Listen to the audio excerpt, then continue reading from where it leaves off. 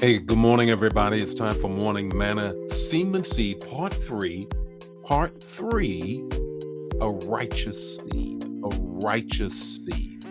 How about that? We've been in the Semen Seed series, which is kind of a dovetail of the sermon that I preached at New Life on Sunday, where we talked about the service of the seed. We moving into semen seed, and we have dealt with on the past 2 days. Now the third day, we're still drilling down deep as I promised. Each one of the points we're going even further from Sunday. And this morning, a righteous seed. A righteous seed. Put that in the chat area. A righteous seed. Well, I've already gone over this story, but just a little bit of a review to remind you that you cannot have your 21st century sensibilities about this text in Genesis 38. Nope, you got to have 1200 BC sensibilities for this text. Now, you already know, I've talked about Judah, how he has now 3 sons, 2 are dead, and his daughter-in-law Tamar is to carry the seed because even Judah's wife is dead as well. And how do we continue to extend the promise of the seed that was from Abraham, Isaac, and Jacob? Here we go. It is the 26th verse of that 38th chapter. Then Judah identified the items. Then he said, "She is more righteous than I." What's going on here in this text? Well, Judah has some passion to do something with his seed because his wife had died. He needed to be comforted. He went on a trip with his boys. They ran across whom he thought was a prostitute, which was his daughter-in-law in disguise. He lays with her. He pays her by pledge and says, "Hey, you know what? I will pay you. I'll give you a goat, and you can have meat and milk and all of that." And she said, "Well, you know what? I need an IOU in between then. Give me your ring, give me your cord, give me your staff." He does all of that. She gets pregnant. They pull it out. And then here we go. Who is the baby's pappy? Who is the baby's pappy, if you will, in the movie Life?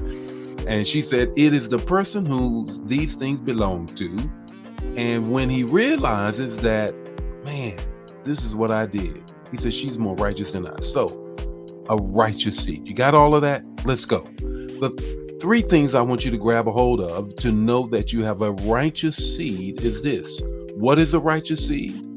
You have a righteous seed when the seed is used to build the kingdom. Seek ye first the kingdom of heaven and his righteousness, and all these other things will be added unto you. You got a righteous seed. What's your time, title, and treasure? You have a righteous seed. When you are building the kingdom with it, here's the second thing that I want you to grab a hold of. When it leaves a legacy, we are supposed to have wealth for our children's children. Our children's children. 2 generations. We're supposed to be prepared when we step off the scene that they can continue to move on. Then that means my seed is righteous when I have set it aside. I didn't hide whatever little I had as the 1 talent, but as the person who had the 3 and the 5, I put it to work. Therefore, it will multiply for my family long after I'm gone, my children's children. A righteous seed builds the kingdom. A righteous seed leaves a legacy.